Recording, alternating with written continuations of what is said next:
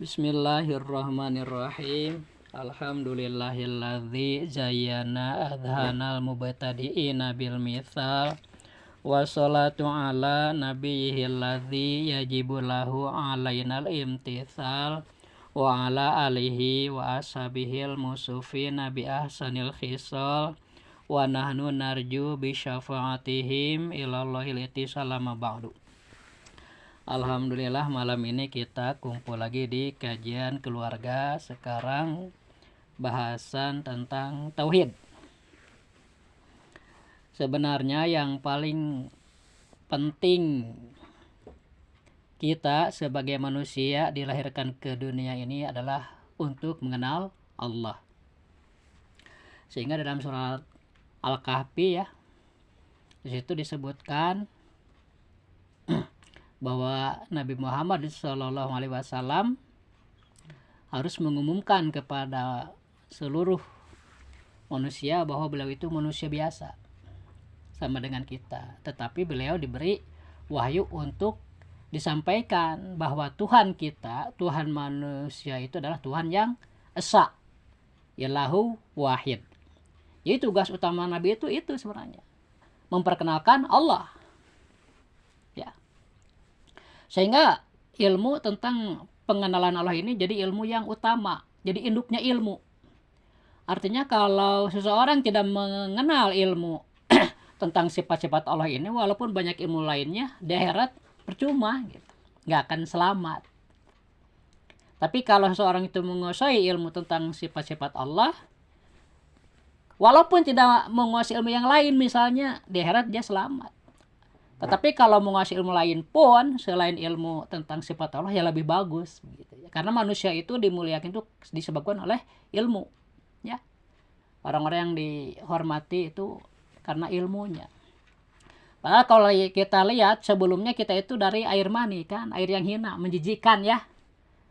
Walaupun enggak najis tapi lihat air mani itu gimana, geuleuh kalau maksudnya ya. Bayangkan manusia dari air yang geuleuh kok bisa dimulia. Itu tidak mungkin jadi sendirinya kan, kalau jadi dijadikan oleh Allah. Dari air yang hina itu, dari yang menjijikan kok bisa jadi mulia, disebabkan ilmu. Di Al-Quran disebutkan di surah Al-Alaq ya, Iqra bismi rabbikal ladzi khalaq, khalaqal insana min alaq. Allah itu menjadikan manusia dari mani.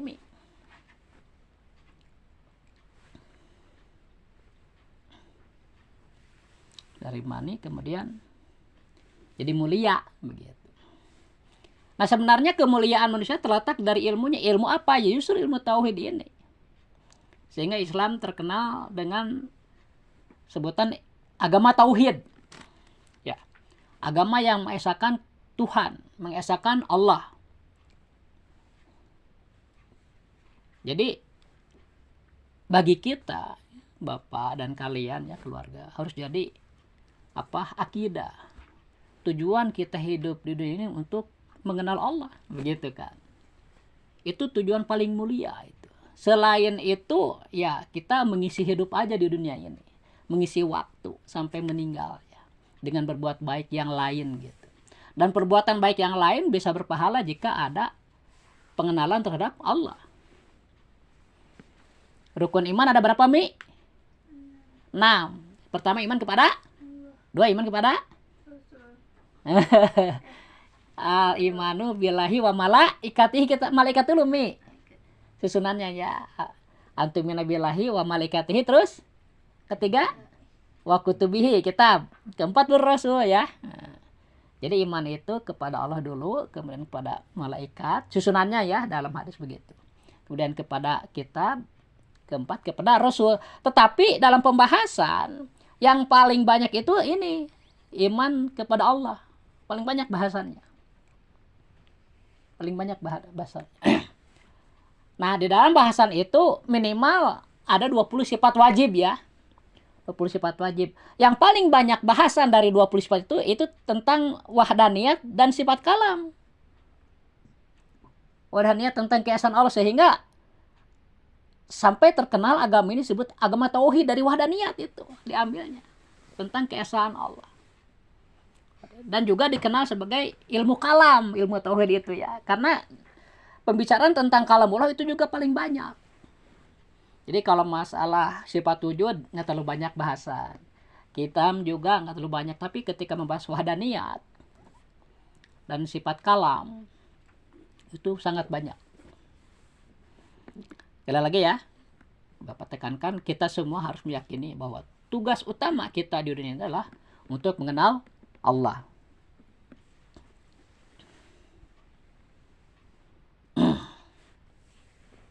Dalam surah At-Talaq kalau tidak salah, Allahul ladzi khalaqa sab'a samawatin wa minal ardi mislahunna yatanazzalul amru bainahunna lita'lamu annallaha ala kulli syai'in qadir. Allahul ladzi khalaqa samawati wal ardi. Allahul ladzi khalaqa samawati wal ardi.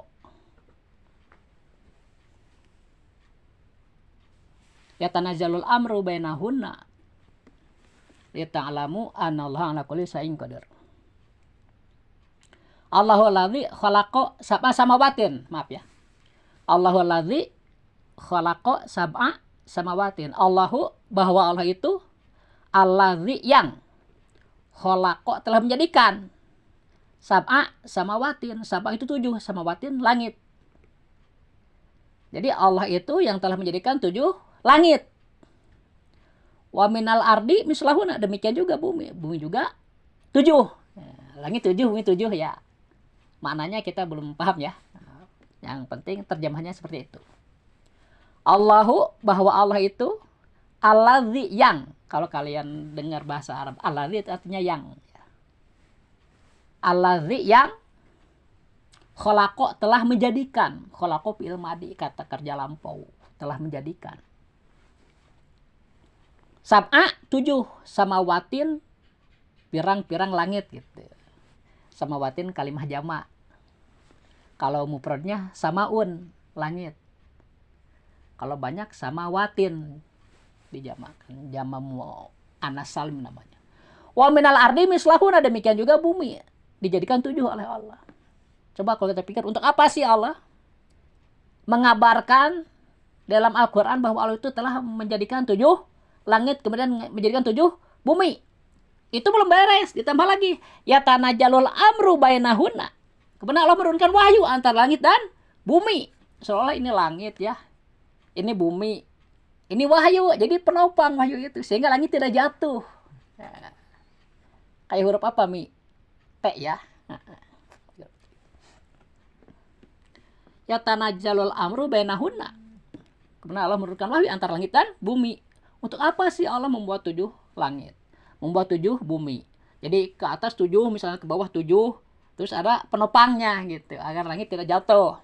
Itu wahyu penopangnya itu. Untuk apa itu? Lita'lamu, agar kalian belajar, itu intinya san. Lita'lamu, agar kalian tahu. Intinya ini nih, agar kita tahu. Tahu tentang apa? Anallaha ala kulli syai'in qadir. Bahwa sesungguhnya Allah itu terhadap segala sesuatu itu berkuasa. Jadi kita agar mengenal Allah itu berkuasa. Itu maksud ayat tadi diturunkan. Allah membuat 7 langit, 7 bumi, kemudian menurunkan wahyu antara langit dan bumi, agar kita lita'lamu, itu perintah sebenarnya, agar kalian tahu bahwa sesungguhnya Allah terhadap segala sesuatu itu berkuasa. Jadi kita harus mengetahui kekuasaan Allah. Allah berkuasa itu artinya memiliki sifat kudrat, berkemampuan. Itu diantara salah satu tujuan hidup kita ya. Bahwa kita itu diperintah oleh Allah untuk mengenal Allah. Sehingga orang yang mengenal Allah itu oleh Allah dipuji sebagai orang berilmu. Tapi kalau orang beribadah, itu disebut orang yang mencari upah gitu. Belum termasuk orang berilmu gitu. Dalam Al-Qur'an ya ada kalimat begini, syahidallahu annahu la ilaha illallah wal malaikatu wa ulul ilmi. Syahidah telah menjadi saksi. Siapa? Allahu. Allah sendiri. Syahidah itu fi'il madi. Syahidah telah menjadi saksi. Siapa Allahu? Allah sendiri. Annahu, bahwa sesungguhnya la ilaha, tiada Tuhan illallah kecuali Allah. Jadi kalau ada yang bertanya, siapa yang menjadi saksi bahwa Tuhan itu hanya Allah? Pertama Allah sendiri. Paham? Allah sendiri menyatakan dia itu jadi saksi bahwa Tuhan itu hanya dia. Gitu. Wal malaikatu, kemudian yang kedua, seluruh malaikat juga menjadi saksi tidak Tuhan selain Allah. Wa ulul ilmi, yang ketiga ini. Dan orang yang memiliki ilmu. Ilmu tentang apa? Tentang makrifat. Tentang sifat-sifat Allah. Jadi dimuliakan oleh Allah orang yang mengetahui sifat-sifat Allah itu. Dimuliakan. Sehingga ilmu tauhid jadi rasul ilmi. Pokok dari seluruh ilmu. Artinya begini, kalau orang menguasai ilmu tauhid, ilmu tentang sifat-sifat Allah, ya, maka ketika dia berbuat baik, itu bisa berpahala karena ada ilmu ini gitu. Tapi kalau ilmu ini tidak dikuasai, walaupun dia berbuat baik, itu akhirnya akan sia-sia.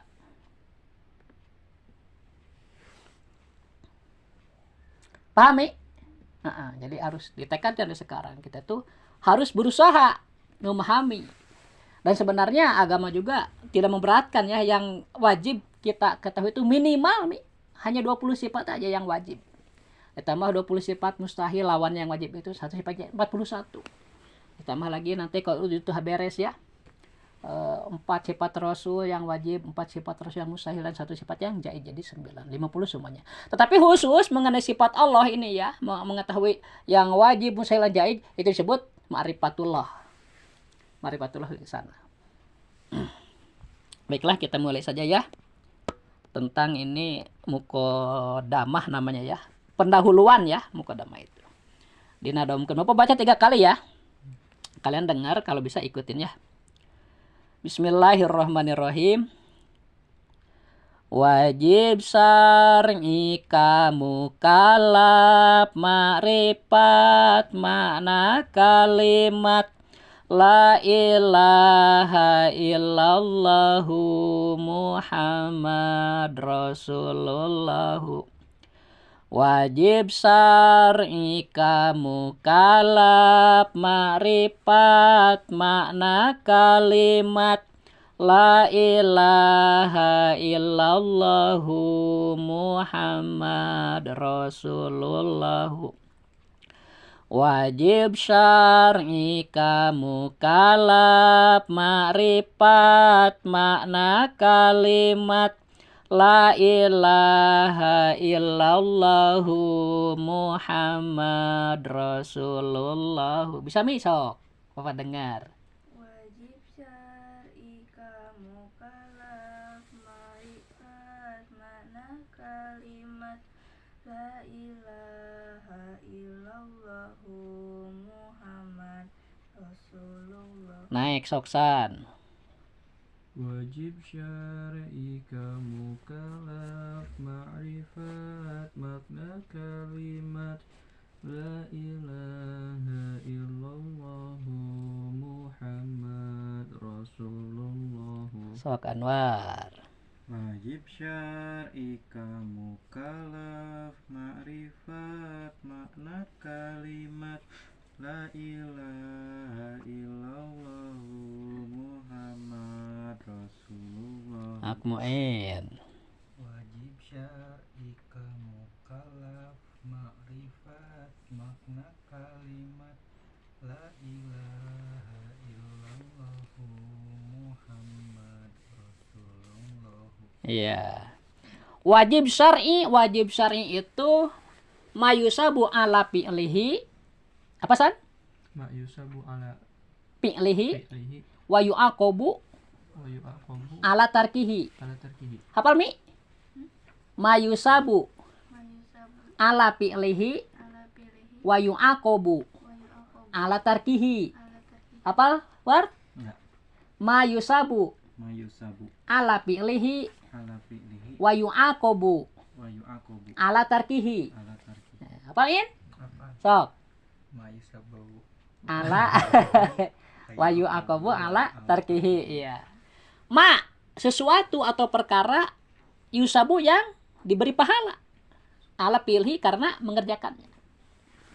Jadi sesuatu yang berpahala jika dikerjakan. Wa yu'aqabu, dan diancam siksa ala tarkihi, karena meninggalkannya. Dikerjakan berpahala, ditinggal diancam siksa.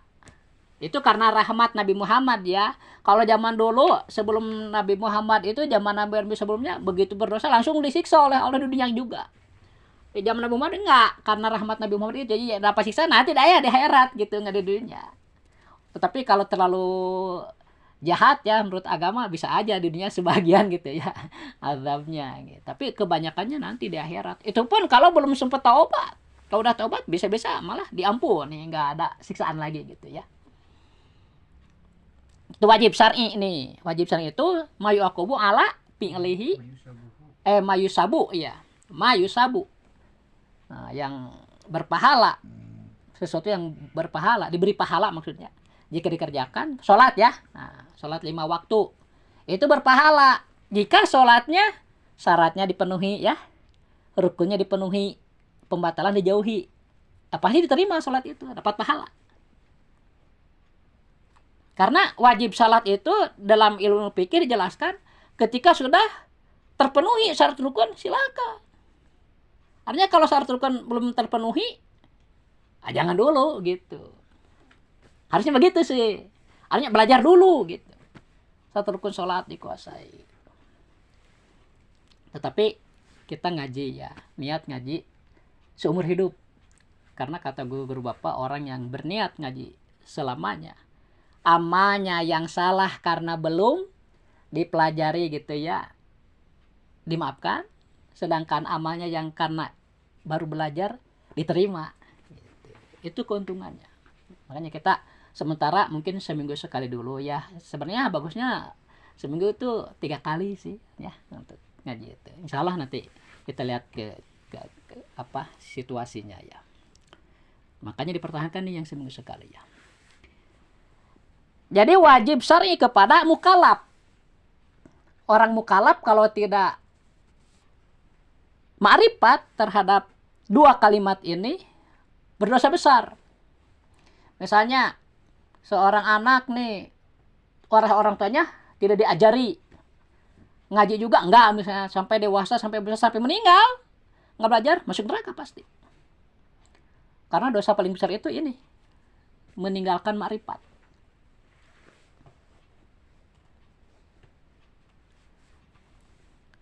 Wajib syar'i ka mukallaf. Mukallaf itu apa gitu ya. Dalam Al-Qur'an ada kalimat la yukallifullahu nafsan illa wus'aha. Allah tidak memberi beban kepada seseorang kecuali atas kemampuannya. Banyak orang berpikiran seperti itu, bahwa lah henteu kuasa mantenanan kalau kita dipaksa. Itu juga tidak terlalu salah ya, tapi sebenarnya ayat ini menceritakan bahwa manusia terbagi 2. La yukallifullahu nafsan illa wus'aha. Itu menunjukkan manusia terbagi 2. Ada manusia mukallaf, ada ghair mukallaf. Kan Allah tidak memberi beban kecuali sesuai kemampuannya. Itu kan? Kalau tidak mampu itu disebut ghair mukallaf. Kalau mampu disebut mukallaf. Apa mukallaf itu? Orang mukallaf, manusia mukallaf, muslim mukallaf itu yang memiliki 4 syarat. Semuanya harus ada nih. Berapa syarat, Anwar? 4. Pertama, sehat akalnya. Tidak gila. Kedua, telah dewasa. Ketiga, tidak buta tuli sejak lahir.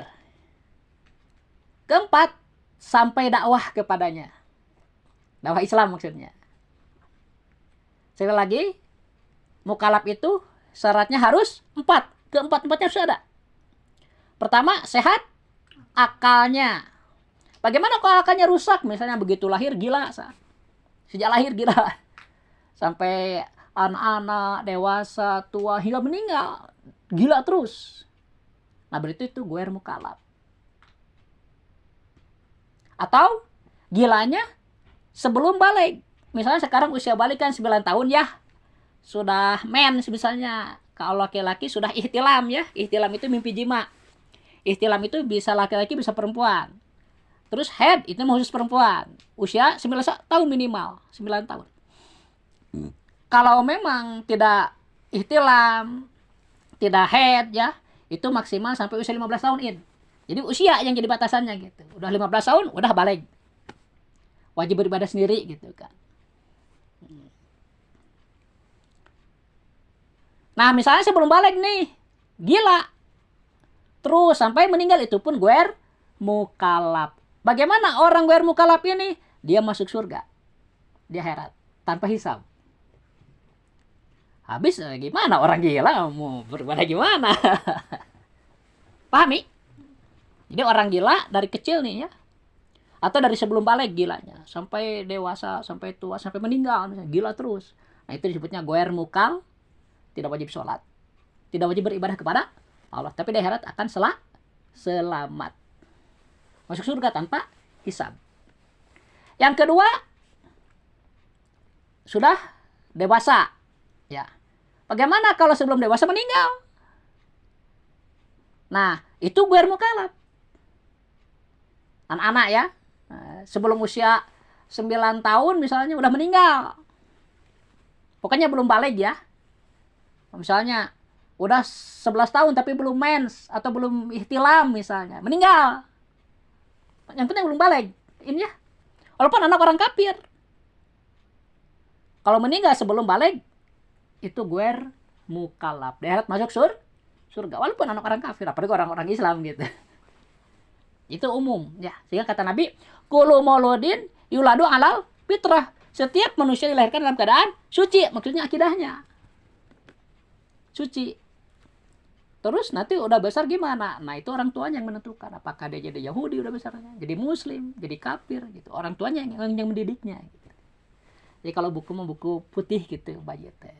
Kalau orang tuanya menulis yang bagus, bagus juga jadinya. Itulah pentingnya kalian harus membiasakan beribadah dari sekarang. Contoh ya, sholat udah jelas itu mah pokok lah. Nah, sunat tambahkan. Sholat duha, sholat tahajud, wirid ya. Agar nanti keluarga kalian pun seperti itu. Jadi merintis keluarga itu dari sekarang, dari sebelum kalian menikah. Perintisnya itu begitu. Ya. Jangan nanti aja udah menikah baru mau telacur. Ya, jadi kita harus waspada seperti itu ya. Ada waktu tolonglah. Bapak kan sering bilang ada waktu sholat duha. 2 rakaat aja cukup lah. Syukur-syukur bisa lebih ya. Paling banyak 12 rakaat. Sholat malam belajar. Ya, kalau pernah lihat kan Anwar dulu tetehnya. Pernah lihat Moin, Homi sama terus belajar juga. Sholat malam ya. Gantian kalau malamnya nggak sholat tahajud, paginya sholat duha gitu. Nabi juga begitu. Ya syukur-syukur dua-duanya gitu.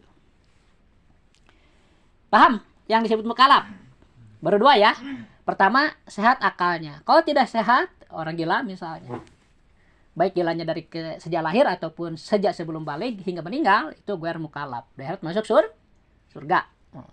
Kedua, telah dewasa. Kalau meninggal sebelum dewasa, itu pun guer mukalaf.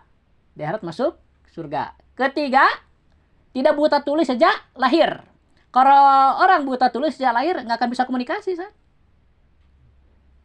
kan buta tuli. Kita bisa ngomong itu karena mendengar, waktu kecil mendengar kan di keluarga ngomong.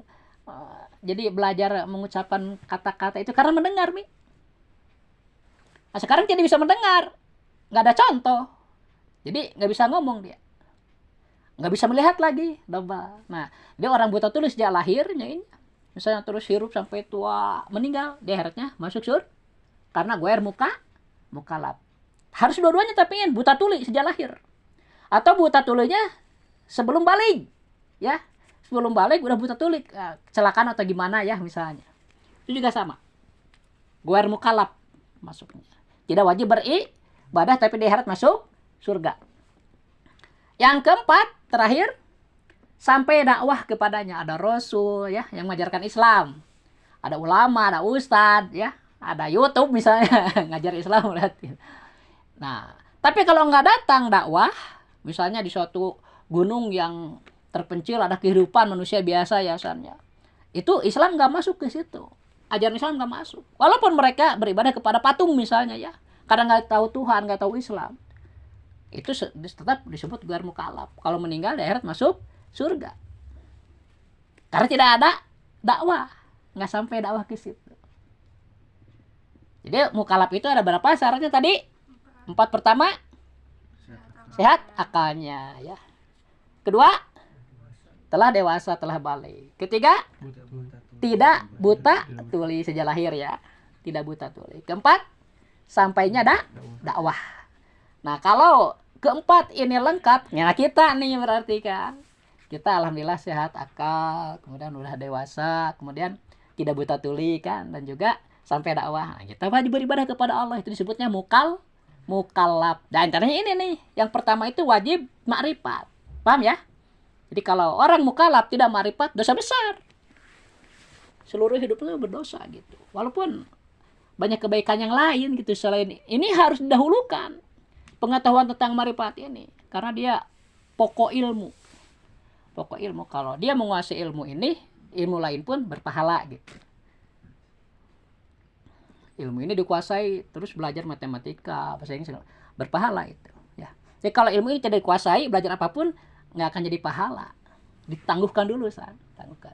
Sampai meninggal tidak belajar ini, ya udah hancur semua gitu. Ya. Sehingga disebutkan di akhirat itu diperiksa itu sholat yang bagaimana itu. Itu harus ada tauhidnya sholat itu. Kalau ada tauhidnya, sholat itu diterima. Gitu ya, kan ada hadis ya. Bahwa di akhirat yang diperiksa itu sholat. Kalau sholatnya sempurna, ada tauhidnya, diterima sholat itu. Kalau sholatnya diterima karena sempurna, ada tauhidnya, diterima amal lain pun. Haji, nikah, sedekah, masuk surga dia. Tapi ketika diperiksa sholatnya tidak ada tauhidnya, itu sholat nakis namanya, sholat yang kurang, ditolak. Kalau sholatnya ditolak, hajinya ditolak, nikahnya ditolak, masuk neraka. Ini yang jarang dijelaskan oleh orang lain. Jadi yang diperiksa itu sholat yang tam, yang sempurna. Sholat tam itu yang gimana? Yang ada tauhidnya, ada ilmu tentang ma'rifat. Diperiksa oleh malaikat. Oh toh, ternyata ada tauhidnya nih sholat, diterima dia. Kalau sholatnya diterima, amal lain pun diterima. Masuk surga. Tapi kalau sholatnya nakis, tidak ada tauhidnya, sholat itu ditolak, amal lain pun ditolak, dilempar dia ke neraka. Ku malaikatnya dialungkan jenami amalat ke orang gitu, sampai jatuh ke neraka, maka ditarik melempar gitu. Jadi wah ngeri sebenarnya ya. Dan kesempatan kita memperbaiki diri itu dari sekarang. Ya. Jadi harus ma'rifat terhadap 2 kalimat ya. La ilaha illallah dan Muhammad Rasulullah. Atau syahadat sama ya, asyhadu alla ilaha illallah wa asyhadu anna Muhammadar Rasulullah ya. Ada di situ. Nomor 2. Tina kalimat kahiji maknana 40 hiji. Tina kalimat kadua aya 8 plus hiji. Sok mi. Tina kalimat kahiji maknana 40 hiji. Tina kalimat kedua aya 8 plus hiji. Coksan. Dina kalimat kahiji maknana 40 hiji. Dina kalimat kedua ayat 8 plus hiji. Sokwar. Dina kalimat kahiji maknana 40 hiji. Dina kalimat kedua ayat 8 plus hiji. Sokin. Dina kalimat kahiji maknana 40 hiji. Dina kalimat